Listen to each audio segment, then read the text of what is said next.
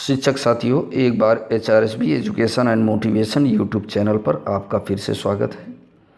जैसा कि साथियों, निष्ठा प्रशिक्षण कार्यक्रम NCERT के द्वारा चल रहा है, जिसका तीसरा साइकिल 16 नवंबर 2020 से प्रारंभ होकर के 30 नवंबर 2020 तक चलने वाला है।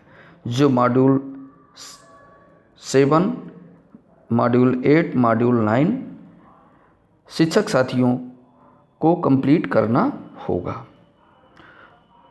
जो कि मॉड्यूल 8 के अंतर्गत पर्यावरण अध्ययन का शिक्षण शास्त्र के बारे में बताया जाएगा, जो निष्ठा ट्रेनिंग के अंतर्गत मिलेगी।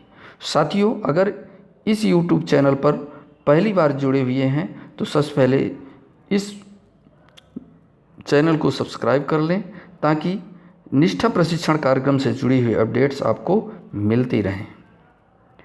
तो साथियों, ज़्यादा समय न लेते हुए प्रश्नोत्तरी गतिविधि सहित इस वीडियो में आपको संकलित सारे क्वेश्चंस मिल जाएंगे, जिसे इस वीडियो को 3 पार्ट में डिवाइड किया गया है, जिसमें निष्ठा ट्रेनिंग मॉड्यूल 8 का इंट्रोडक्शन पहले दिया जाएगा, फिर गतिविधि आधारित प्रश्नों को, और तीसरा प्रश्नोत्तरी आधारित अंतिम भाग में पूछे गए प्रश्नों को। जो 10 क्वेश्चन आते हैं, उन क्वेश्चनों को इस वीडियो में सम्मिलित किया गया है। तो इसके पहले आपको इंट्रोडक्शन में बता देना चाहूँगा साथियों कि हम पर्यावरण अध्ययन के बारे में आज जानेंगे। जब पर्यावरण आया था तो green house effect, ozone layer, प्रदूषण, इस तरह के टॉपिक आए थे। इस प्रकार से सन 2005 में राष्ट्रीय पाठ्यचर्या आई, जिसमें विज्ञान और सामाजिक विज्ञान के बीच के गैप को दूर करने का प्रयास किया गया। और ये जो 2020 की एजुकेशन पॉलिसी, नई शिक्षा नीति आई, इसमें उस गैप के लिमिट को हटा दिया गया। जैसा कि EBS पर्यावरण अध्ययन के अंतर्गत पहले सिर्फ साइंस को सम्मिलित किया गया था, फिर सोशल साइंस को उसमें सन 2005 में सम्मिलित किया गया। इसके पश्चात सन 2020 की न्यू एजुकेशन पॉलिसी में यह रखा गया कि सिर्फ साइंस को ही न उस पर मेन सब्जेक्ट बनाया जाए, उस पर कई विषयों को जो उस बच्चे के वातावरण से मिलते जुलती चीज़ें हैं, जो सोशल साइंस के अंतर्गत, उन्हें सोशल साइंस के अंतर्गत पहले क्या था कि पहले सिर्फ विज्ञान पर्यावरण अध्ययन EBS के अंतर्गत सम्मिलित किया गया था। साइंस में प्योर इन्वायरमेंटल सब्जेक्ट को मर्ज करके अब न्यू एजुकेशन पॉलिसी में बुक्स बनाई गई। आज के समय में आसपास के वातावरण, बच्चों के आसपास के वातावरण को EBS माने, न कि सिर्फ साइंस को।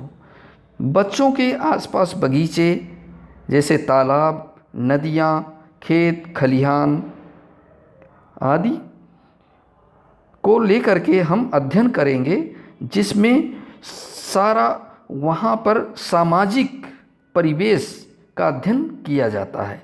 उनसे जोड़कर बच्चों में अधिगम स्तर, लर्निंग लेवल की कॉन्सेप्ट को विकसित किया जा सकता है।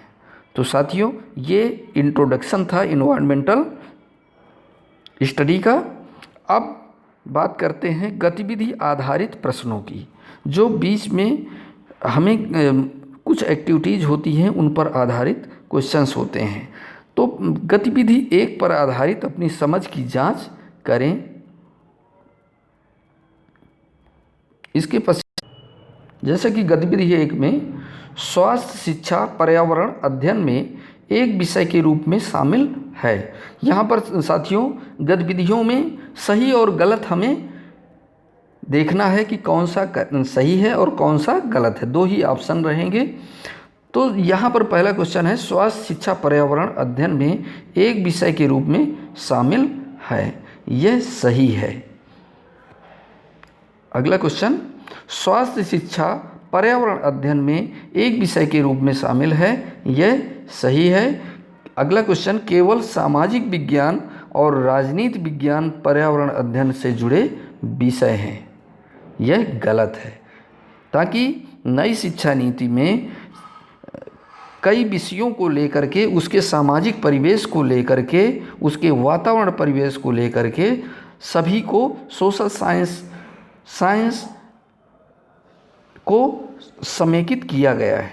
इस प्रकार से यह गलत है कि केवल सामाजिक विज्ञान और राजनीति विज्ञान पर्यावरण अध्ययन से जुड़े विषय हैं। नेक्स्ट क्वेश्चन है, पर्यावरण अध्ययन कला, शिक्षा, गणित और भाषा से संबंधित नहीं है, यह भी गलत है। ताकि पर्यावरण अध्ययन के अंतर्गत सारी चीज़ें सम्मिलित की गई हैं, इसलिए ऑप्शन बी गलत है। नेक्स्ट क्वेश्चन है, चित्र 1 में जो आपके सामने एक चित्र, उस गतिविधि को जब आप कंप्लीट करेंगे तो दर्शाया जाएगा। चित्र 1 में दिए गए सभी विषय पर्यावरण अध्ययन से जुड़े हैं, यह सही है। यह आपको स्कोर सामने प्रदर्शित होगा 4/4, ताकि 4 क्वेश्चन में चारों आपके करेक्ट हुए। अब